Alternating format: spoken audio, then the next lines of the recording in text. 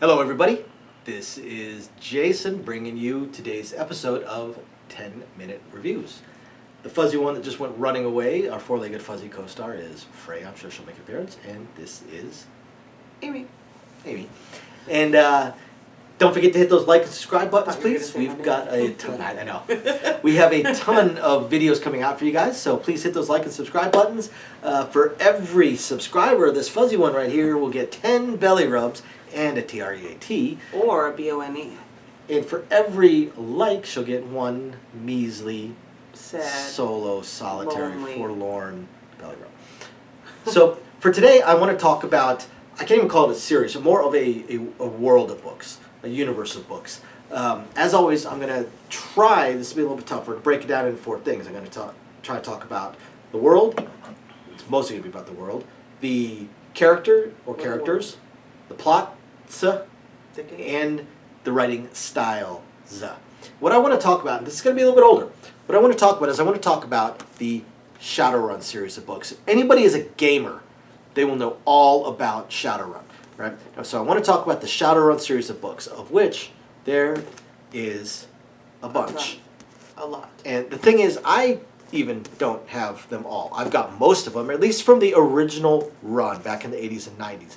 I did recently come across some newer ones that have been written, and the authors are not the same as the original set of authors. And they weren't as entertaining. They weren't as fun. The Shadowrun world of books. The world, obviously, is Shadowrun. So if you're a gamer, a tabletop gamer, or even played some of the video games of it, you'll know Shadowrun. It is a, I can't say far future, but a future-ish, cyberpunk-ish world, and where magic has come about. They called it the Awakening, I believe, and all of a sudden when magic came back to the world, some people just spontaneously turned into orcs and trolls and elves and dwarves. Yeah, they already are. Yeah, no, those are keyboard Green Berets. It's different. And even dragons.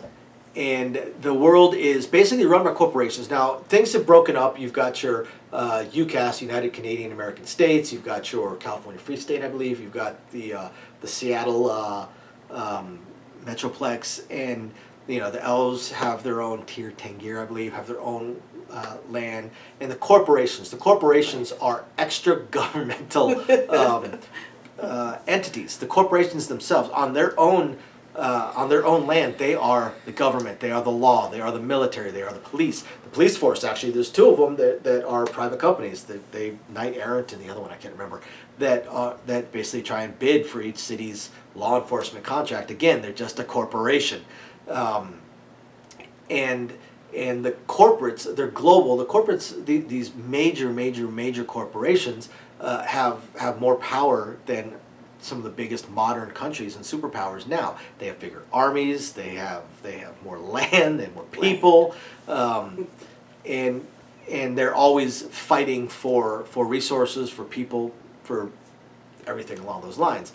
Now, the Shadowrunners are the people that don't have what they call a SIN, a system identification number. Basically, they are you'd almost say theoretically they're the homeless, but the Shadowrunners are highly skilled people that operate in the shadows. They're the mercenaries that do the off-the-books works and get hired by these companies or private individuals for kidnappings, for rescues, for data retrievals. I mean, if one company wants to recruit a scientist from another company, what they actually need to do is they need to kidnap him and his whole family.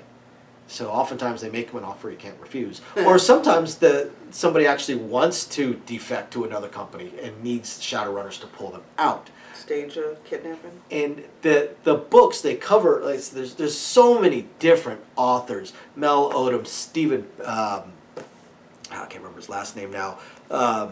Stephen Kenson, Carl Sargent.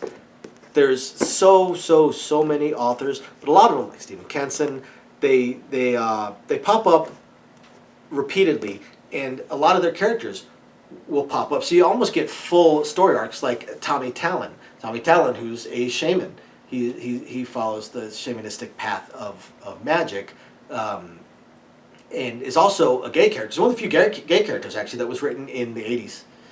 as Which the main is character awesome. of the book. And you know, it kind of starts out with him, almost his not starting out. He's already a full-fledged, experienced, skilled Shadowrunner.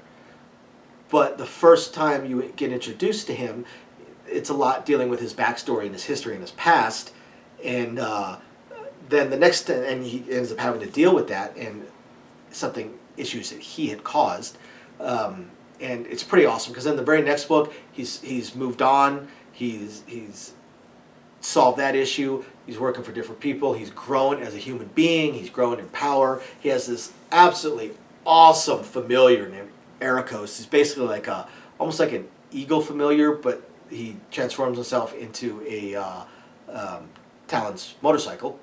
Talks to him in his mind, absolutely freaking hilarious. Like Oberon kind of Yeah, things. God, it's great. And then you've got the third book with Tommy Talon, where it's almost where he's kind of leveled up to an even to a leader of Shadowrunners. You've got one author that oftentimes has the Argent character, which is what they call a street samurai. He's got cybernetic arms, basically a soldier, and a tactician. Jax. And his leads into 2 or 3 books that have small pieces that come from each one of them.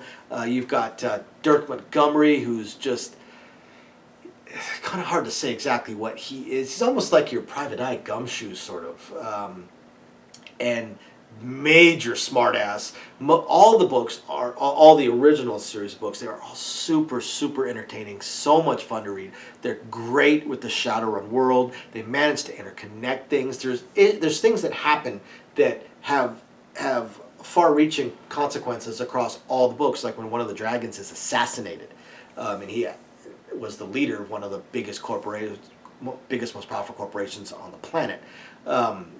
And the ripple effects that happened lead to all kinds of plots on the books.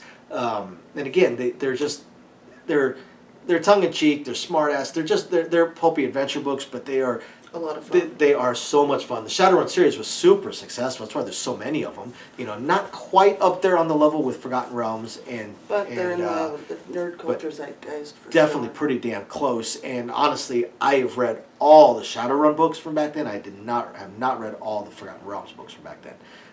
To me, the Shadowrun ones were just far more entertaining, and the characters were, like I said, so amusing. I mean, one little snippet of dialogue just to give you an idea of how some of these characters can be sarcastic and such is the shaman. You know, I heard your name on the winds. We should probably eat less Mexican. I mean, it's just that's the kind of smart ass snark that so many of the characters have. So if you like cyberpunk, if you like noir-ish couple of books, if you like RPGs, if you like tabletop RPGs, if you like the Shadowrun game, find these Or if books. you just want to try something different. Or just try something new in the science fiction Fantasy world. and game lit world. They are fantastic books. They're easy reads. They're New fun. is They're not entertaining. Not hard. They're hard to put down. So please hit the like and subscribe buttons, Do it for the puppy. and because the puppy needs it. And check out the Shadowrun books. We will catch you guys next time. Bye. Bye now.